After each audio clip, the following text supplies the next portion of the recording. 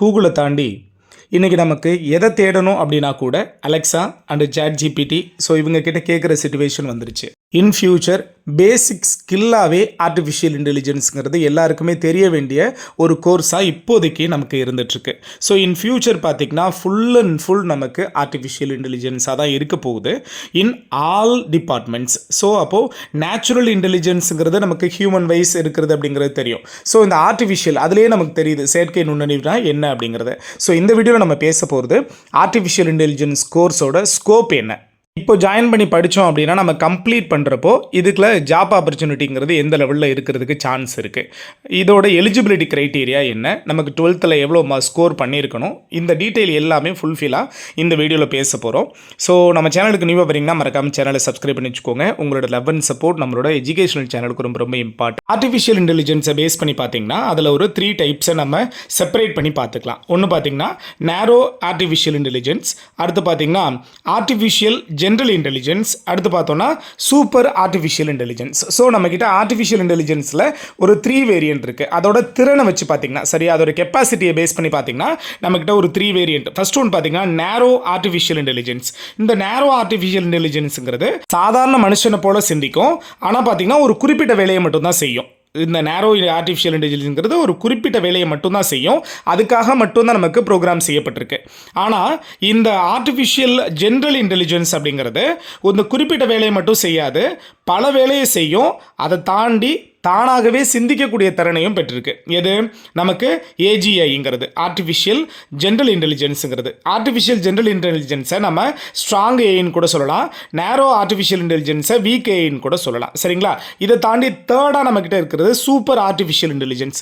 இது என்ன சார் செய்யும் அப்படின்னு பார்த்தீங்கன்னா நமக்கு மனிதன் சிந்திக்கக்கூடியது போலவே சிந்திக்கும், குறிப்பிட்ட வேலையை மட்டும் இல்லாமல் பல வேலையும் செய்யும்.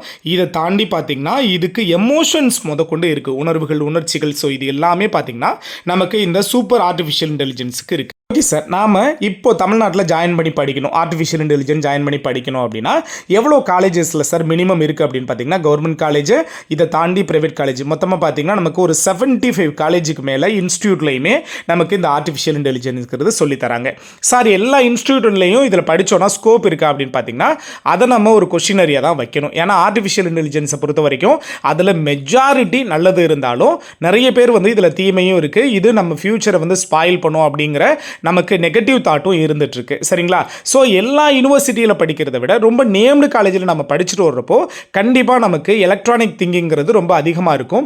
ஸோ இந்த ஏஐயை பொறுத்த வரைக்கும் பார்த்திங்கன்னா யார் கற்றுக்க போகிறாங்களோ அவங்களுடைய இன்வால்மெண்ட்டுங்கிறது ரொம்ப ரொம்ப இம்பார்ட்டன்ட். ஸோ இந்த ஏஐயில் இன்வால்மெண்ட் இருக்கிறவங்க மட்டும்தான் ஏஐயை சக்ஸஸ்ஃபுல்லாக கம்ப்ளீட் பண்ணிட்டு வர முடியும். இல்லை மற்றவங்க சொல்கிறதாங்க அதனுடைய ஃபோர்ஸ்னால் நான் போய் ஜாயின் பண்ணேன் அப்படின்னா கண்டிப்பாக உங்களால் ஏஐயை ஃபுல்ஃபில்லாக கம்ப்ளீட் பண்ணிட்டு வர முடியாது. டே பை டே பார்த்திங்கன்னா இந்த ஆர்டிஃபிஷியல் இன்டெலிஜென்ஸுங்கிறது அப்டேட் ஆகிட்டே இருக்கும்.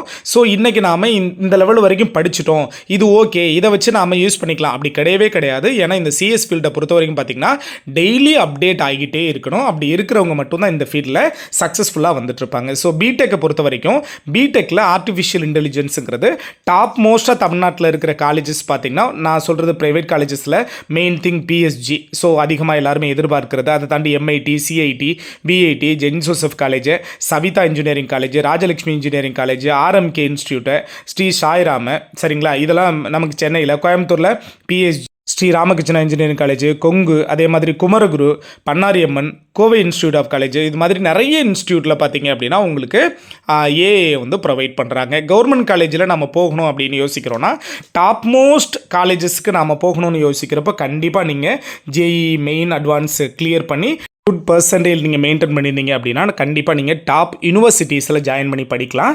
இல்லை சார் நம்ம தமிழ்நாட்டிலே அண்ணா யூனிவர்சிட்டி கண்டக்ட் பண்ணுற கவுன்சிலிங் மூலமாகவும் நல்ல ஹை ஸ்கோர் நல்ல கட் ஆஃப் வச்சுருந்தீங்கன்னா கண்டிப்பாக நீங்கள் ஜாயின் பண்ணி படிக்க முடியும். கட்டாயமாக நமக்கு இது ஒரு 4 இயர்ஸ் கோர்ஸுங்கிறது நமக்கு தெரியும் பிடெக்கில் ஆர்டிஃபிஷியல் இன்டெலிஜென்ஸுங்கிறது. சார் கம்ப்யூட்டர் சயின்ஸ் படித்தோன்னா அதிலே இது கவர் ஆகுமா அப்படின்னு பார்த்தீங்கன்னா கம்ப்யூட்டர் சயின்ஸோட ஒரு ஃபீல்டு தான் நமக்கு ஆர்டிஃபிஷியல் இன்டெலிஜென்ஸ். ஸோ நீங்கள் கம்ப்யூட்டர் சயின்ஸ் படிச்சுட்டும் கூட நீங்கள் இன்ஸ்டியூட் வைஸ் இதை நீங்கள் ஃபாலோ பண்ணிக்கலாம், அதில் எந்த ப்ராப்ளமும் கிடையாது. ஸோ இதுக்கு மினிமம் நீங்கள் 12th கண்டிப்பாக உங்களுடைய டிபார்ட்மெண்ட்டுங்கிறது கம்ப்யூட்டர் சயின்ஸ் ப்ளஸ் நீங்கள் பயோமேத்ஸ் எடுத்து படிச்சிருக்கணும். விச் மீன்ஸ் உங்களுடைய டிபார்ட்மெண்ட்டில் நீங்கள் படித்ததில் கட்டாயமாக ஃபிசிக்ஸ் இருக்கணும், கெமிஸ்ட்ரி இருக்கணும், மேத்ஸ் இருக்கணும். கண்டிப்பாக இந்த 3 பிரான்ச்சஸ் இருந்தால் மட்டும்தான் இதுக்கான மெயின் எலிஜிபிலிட்டி க்ரைட்டீரியாவாக எடுத்துக்குவாங்க.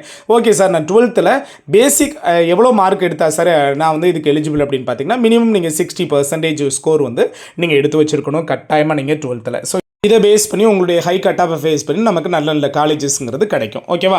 ஓகே சார், நான் இதில் பிஜி கோர்சஸ் வந்து அவைலபிளாக இருக்கா சார் அப்படின்னு பார்த்தீங்கன்னா கண்டிப்பாக உங்களுக்கு பிடெக்கில் நீங்கள் இது முடிச்சுட்டு எம்டெக் பண்ணலாம். இதிலே ஆர்டிஃபிஷியல் இன்டெலிஜென்ஸில் பண்ண முடியும். ஓகேவா? ஃபார் இயருக்கு மேக்ஸிமம் பார்த்தீங்கன்னா ப்ரைவேட் காலேஜ்லேயும் சரி உங்களுக்கு லேக்ஸ் கணக்கில் தான் அது அந்தந்த காலேஜை பேஸ் பண்ணி கண்டிப்பாக உங்களுக்கு ஃபீஸ் ஸ்ட்ரக்சருங்கிறது மாறும். ஓகே சார், இதோட ஸ்கோப் என்ன சார் இருக்குன்னா இன் ஃபியூச்சரில் பார்த்தீங்க அப்படின்னா வேர்ல்டே நமக்கு நடக்க போகிறதே ஆர்டிஃபிஷியல் இன்டெலிஜென்ஸால் மட்டும்தான் இருக்க போகுது. ஏன்னா அவ்வளோ இருக்கிற எல்லா ஃபீல்டுலையும் இன்றைக்கி ஆர்டிஃபிஷியல் இன்டெலிஜென்ஸாக இருக்குது. சார் குறிப்பிட்டு சொல்லுங்கள் சார் அப்படின்னு பார்த்தீங்கன்னா ஐடி ஜாப்ஸுங்கிறது கட்டாயமாக நமக்கு இருக்க போகுது. கம்ப்யூட்டர் சயின்ஸ் இன்ஜினியராக இருக்கலாம், டேட்டா சயின்டிஸ்ட்டாக இருக்கலாம், அதே பயோடேட்டா இன்ஜினியர், அதே மாதிரி சாஃப்ட்வேர் இன்ஜினியர். ஸோ சிஎஸ் ஃபீல்டுங்கிறது நமக்கு ரொம்ப ரொம்ப முக்கியம். இதை தாண்டி லேர்னிங் ஃபீல்டு, சரிங்களா, டீச்சிங் அண்டு லேர்னிங் ஃபீல்டு ஃபுல்லாகவே வந்து அதுதான் இருக்க போகுது. டெவலப்மெண்ட் ஃபீல்டு ஜென்ரலாக எடுத்தோன்னா டெவலப்மெண்ட் வளர்ந்து வரக்கூடிய எல்லா துறைகள்லையும் பார்த்திங்கன்னா நமக்கு ஏஐயோட அட்வான்ஸுங்கிறது கட்டாயமாக இருக்க போகுது. இதை தாண்டி நமக்கு ட்ராவல்லேருந்து பேங்கிங்லேருந்து ஃபேக்ட்ரியிலேருந்து இருக்கிற எல்லா துறைகள்லையும் நமக்கு ஆர்டிஃபிஷியல் இன்டெலிஜென்ஸ் தான் கட்டாயமாக நமக்கு யூஸ் ஆக போகுது. ஓகே சார், ஆர்டிஃபிஷியல் இன்டெலிஜென்ஸ் நான் இந்த வருஷம் ஜாயின் பண்ணி படிக்கிறப்போ இன்னும் 4 இயர்ஸ் நான் கம்ப்ளீட் பண்ணிவிட்டு வரணும்.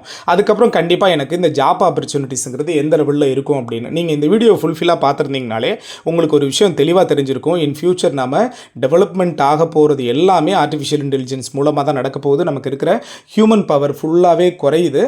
எல்லாமே வந்து மெஷினரி பவராக கன்வெர்ட் ஆகிறப்போ கண்டிப்பாக அங்கே உங்களுக்கு ஆர்டிஃபிஷியல் இன்டெலிஜென்ஸ் தான் தேவைப்படுது. அப்படிங்கிறப்போ எல்லா ஃபீல்டுலேயும் கட்டாயமாக ஸ்கோப்புங்கிறது இருக்க போகுது உங்களுக்கு.